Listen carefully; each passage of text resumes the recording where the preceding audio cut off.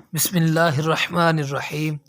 اللہ تبارک و تعالیٰ کے صفاتی نام یا واسع کے فضائل سماعت فرمائیے۔ اس صفاتی نام کا ترجمہ ہے اے وسعت دینے والے، صبر و کنایت، مال و دولت کے حصول کے لیے۔ یہ اسم بے حد مجرب ہے۔ نماز عصر کے بعد خاص طور سے 100 مرتبہ یا واسع پڑھا جائے تو انشاءاللہ العزیز فائدہ ہوگا۔ اگر کوئی شخص اپنی دکان کا کاروبار بڑھانا چاہے تو اسے چاہیے کہ نماز جمعہ کے بعد چند آدمی اکٹھے کر کے اس اسم کو 31,250 مرتبہ پڑھے اور 4 کمروں تک اسی طرح پڑھائی کروائے۔